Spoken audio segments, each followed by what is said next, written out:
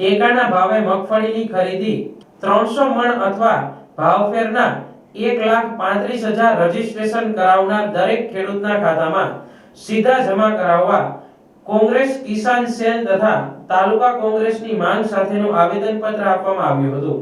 માળિયાહાટીના મામલતદાર કે વાળાને, પૂર્વ ધારાસભ્ય બાબુભાઈ વાજા, તાલુકા કોંગ્રેસ પ્રમુખ માલદેવભાઈ પીઠિયા સહિતના કાર્યકરોએ ખેડૂતના હિતમાં આવેદનપત્ર આપ્યું હતું।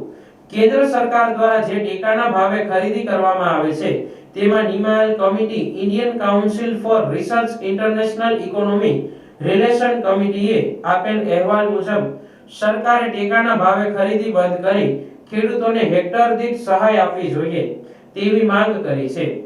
તાલુકા કોંગ્રેસ સમિતિ વતી માળિયા તાલુકા કોંગ્રેસ પ્રમુખ માજી ધારાસભ્ય શ્રી બાબુભાઈ વાજા તેમજ સમિતિના તાલુકાના તમામ કોંગ્રેસના મુખ્ય આગેવાનો અને ખેડૂતોએ આજે માળિયા મામલતદારશ્રીને મારફત મુખ્યમંત્રીશ્રીને આવેદનપત્ર પાઠવ્યું છે કે ગુજરાત આમ તો સેન્ટ્રલ ગવર્મેન્ટની યોજના છે કે ખેડૂતોના 70 મણ જેટલી જ મગફળી ખરીદવી એવી જાહેરાત થઈ છે। અમે કિસાન કોંગ્રેસ સેલ રજૂઆત કરી છે મામલતદારશ્રીને કે ઓછામાં ઓછી ખેડૂતોની 300 મણ મગફળી ખરીદો, ત્યારે ખેડૂતોને તાલુકા પ્લેસ ઉપર મગફળી આપવા આવવું પોસાય એમ છે। આ મારફત અમે મામલતદારશ્રીને મુખ્યમંત્રીશ્રીને આવેદનપત્ર પાઠવ્યું છે કે કાં 1,35,000 ભાવ ફેર દરેક કિસાનના ખાતામાં નાખો, અન્યથા 300 મણ મગફળી ખરીદો। આ આવેદનની સાથે અમારી વેદના પણ એ છે કે આ રાજ્યના ગૃહ મિનિસ્ટર એમ બોલે છે કે નરેન્દ્ર મોદીની સરકાર આવી છે ત્યારથી જ ખેડૂતો 3 પાક લેવાની શરૂઆત થઈ છે। એને મારે જાણ કરવી છે કે જો 2 પાક લેવાતા ન હોત તો મગફળી ક્યાંથી આવતી હતી અને ઘઉં ક્યાંથી આવતા હતા, એ ભાઈને ખબર ન હોય તો એમ કહું છું કે આ દેશના, આ રાજ્યના ખેડૂતો વર્ષોથી ઘઉં અને મગફળીની મુખ્ય ખેતી કરે છે અને 2 પાક તો વર્ષોથી લેવાના છે। પણ સાહેબ, તમારા પગલાં જ્યારથી થયા ને ત્યારથી અમારી ખેડૂતોની કમનસીબી માઠી બેઠી છે કે જે મગફળીના ભાવ અમને પોષક મળતા એ પણ આપ સાહેબના ભારતીય જનતા પાર્ટીની સરકાર અને તમારા જે ગૃહ મિનિસ્ટર સાહેબના અને મોદી સાહેબના પગલાં છે, ખેડૂત માયકાંગલો થતો જાય છે। 1 તોલું સોનું ખરીદવા માટે અમે માળિયાની બજારમાં એક ખાંડી મગફળી લઈને આવતા ને અમને 1 તોલું સોનું મળતું, પણ આપ સાહેબ તમારા પગલાં થયા ને ત્યારે 5 ગાડા ભરીને આવીએ તો 1 તોલું સોનું નથી મળતું। આજે વ્યવસાય કરવા હોય, ખેડૂતોના દીકરા દીકરીઓને પરણાવવા હોય, ત્યારે આ કિસાનોને સોનું ખરીદવું હોય તો હજારો મણ મગફળી વેચે ત્યારે 1 તોલું સોનું આવે છે, એ તમને નથી દેખાતું। અને તમે એમ કહો છો કે જોરથી બોલો તો કેટલા પાક લે, તમે હું એમ કહું તમે જોરથી બોલો તો કે તમે પધરાયા પછી આ રાજ્યની અંદર ડ્રગ્સ કેટલું વેચાય છે? પહેલા 20 વર્ષ પહેલા ક્યાં ડ્રગ્સ વેચાતું હતું? આપના 3 પગલાં છે ને પછી અહીં ડ્રગ્સની ચારીકોર પોટલિયું વેચાય છે। ખેડૂતોની ચિંતા કરવાને બદલે ખેડૂતોની મસ્કરી કરો છો તમે। આ રાજ્યના ગૃહ મિનિસ્ટર ઉઠીને તમે ખેડૂતોની મસ્કરી કરો છો। તમને કુદરત પણ માફ નહીં કરે। કિસાન છે એ તમારા ને મારું, પ્રશાસનનું ને પદાધિકારીનું, સામાન્ય માણસના પેટનો ખાડો બુરનારો આ કિસાન આજે કાકલુદી કરી રહ્યો છે, ત્યારે તમે એની મસ્કરી કરવા નીકળ્યા છો। તમને આ કિસાન આવનારા દિવસોની અંદર સંપૂર્ણ રીતે લોકશાહી ઢબે આપને જવાબ આપશે। જય હિન્દ, જય ભારત। સાથે સરકાર પર આક્ષેપ કર્યો છે કે પોતાના મળતિયાઓને સાચવવા માટે ટેકાના ભાવે ખરીદી બંધ કરી ખેડૂતોને હેક્ટર દીઠ સહાય આપવાની યોજના લાગુ કરતી નથી। તેમજ એવો દાવો કર્યો છે કે કોંગ્રેસ શાસિત રાજ્યો કર્ણાટક અને તેલંગાણામાં પણ ખરીફ અને રવિ પાક માટે ખેડૂતોને પ્રતિ હેક્ટર દીઠ 16,000 રૂપિયા ખેડૂતોને તેઓના ખાતામાં સીધા વર્ષમાં 2 વાર જમા કરાવવામાં આવે છે।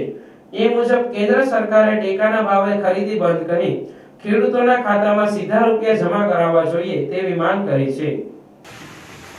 આ જે સરકાર આવી અને સરકારને જે વગર મહેનતે જે મતદાન થાય અને મતદારો આજે કોંગ્રેસ તરફી થોડોક વોટ ફેરવી લીધેલો છે, એને હિસાબે આ લોકોને હિન્દુ, મુસલમાન, પાકિસ્તાન એવા જે બાના કરી અને પ્રજાની પાસે મત મેળવે છે અને મત મેળવ્યા પછી જે એને કાંઈ પણ પ્રજાની ખેવના રાખવાની હોય એ ખેવના નથી રાખી શકતા.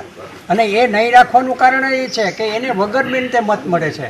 આજે દેશમાં જોઈએ તો ફક્ત ખેડૂત નથી પાયમાલ થયો, નાના વેપારી છે, નાના ઉદ્યોગકાર છે, એ બધાને નુકસાન છે. આજે હિન્દુસ્તાનની પ્રજા 62% જે વસ્તી છે એ ખેડૂત ઉપર અને ખેતી ઉપર નપતી પ્રજા છે. એમાં વેપારી આવી જાય, એમાં તેલ મિલરો પણ આવી જાય, ટ્રક માલિકો પણ આવી જાય, ખેત મજૂરો પણ આવી જાય. અને એને હિસાબે જે ભારતની પ્રજા છે એને પારાવારી નુકસાન થઈ રહ્યું છે. અને એ પારાવારી નુકસાન થાય તો કે ખેડૂતો જો સદ્ધર બને તો એમાંથી આ નીકળી શકે. આજે આપણે જોઈએ તો આ સરકાર છે એ ટેક્સ લેવામાં, જીએસટી લેવામાં જે પ્રજાને તકલીફો આપે છે અને એ તકલીફને હિસાબે પ્રજાએ સહન કરવું પડે છે. એના માટે થઈને જો આ સરકારે એવું વિચારવાનું છે કે ખેડૂતોને પગભર કરો, અને ખેડૂતોને પગભર થશે તો એની સાથોસાથ આમ પ્રજા પણ પગભર થશે. અને આમ પ્રજા પગભર થશે ત્યારે જે ટેક્સ છે અને એ ટેક્સ ભરશે તો એનાથી દેશનો વિકાસ થશે. નહીં કે લૂંટી અને ખેડૂતોને હેરાન કરીને કે પ્રજાને હેરાન કરી, વેપારીને હેરાન કરી અને આ કરવામાં આવે તો એ બરાબર નથી. આજે જે માર્કેટિંગ યાર્ડો છે એ ખરેખર છે ખેડૂતોને લાભ કરતા છે જ નહીં.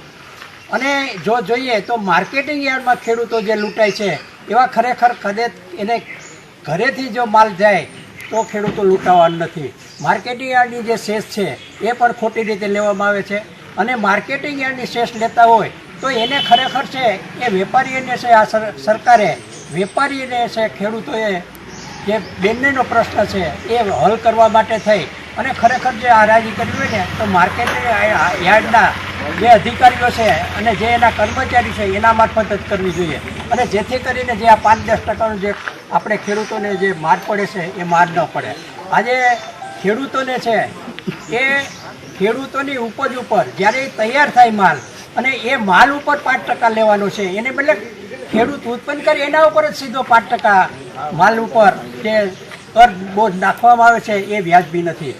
એ તો સરકારમાં પણ રજૂઆત કરેલી હતી જ્યારે ધારાસભ્ય હતો કે ભાઈ તમે છે ત્યાં ખેડૂતો માલ વેચાવા આવે ત્યારે એની પાસે તમે જે આ 5% લ્યો એ વ્યાજબી નથી. અને તો સરકારે કીધું કે અમે વેપારી પાસેથી લઈએ. એટલે મેં એ અમારી દેશી કાઠિયાવાડી ભાષામાં કીધું કે એ વેપારી છે અમારા કંઈ માસીના દીકરા નથી થતા, એટલે એને તમે એની પાસેથી 5% લ્યો તો અમને વધારે ભાવ આપવાના છે, એ તો અમારામાંથી જ કાપવાના છે. એટલે સરકારે એક જે નીતિ છે સરકારની એ ખરેખર છે એ ભ્રષ્ટાચારીને મહત્ત્વ આપવાની છે અને ભ્રષ્ટાચારને લાભ આપવા માટે.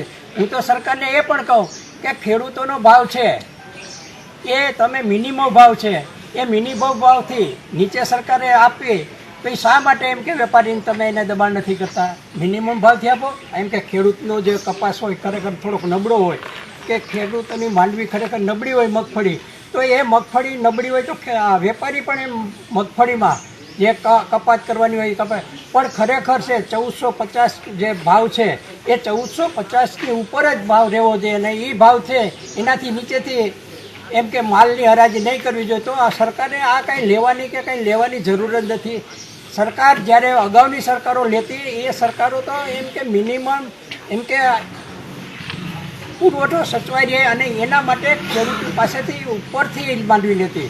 અને ફક્ત જે આ માંડવી છે, આ મગફળી છે અને એ મગફળી એનો પૂરતો ભાવ પડે તો એના માટે થઈને સરકારે વિચારવાનું જોઈએ. આજે આપણે જોઈએ તો 10 વર્ષ પહેલાં ભાવ હતા જે બધી જણસોના, તો એ 10 વર્ષના હજી સુધી આયલા કરે. તો એની સામે બીજા જે માલ સામાન છે એની ઉપર તો ભાવ વધારો આવેલો જ છે. તો એ ભાવ વધારાના હિસાબે જો સરકાર ખેડૂતોને પ્રોત્સાહન આપે અને ખેડૂતોને પૂરતા ભાવ મળે તો ખરેખર આ જે 62% વસ્તી છે એ 62% વસ્તી છે એ ખરેખર વિકાસ કરે, એના બાળકોને ભણાવી શકે, એના બાળકોને એમ કે જે કંઈ અભ્યાસમાં જે જરૂરિયાત હોય તો એ જરૂરિયાતો પૂરી કરી શકે. નહીંતર તો આમાં જોઈએ તો જે મોટી પોસ્ટો છે IAS IPS કે ડૉક્ટરો, એન્જિનિયરો, તો એમાં ફક્ત પૈસાદારના માણસો જ આગળ આવશે. અને એ પૈસાદારના માણસો આવશે તો જે હમદર્દી છે, પ્રજા ઉપર હમદર્દી છે એ લોકોમાં નહીં હોય.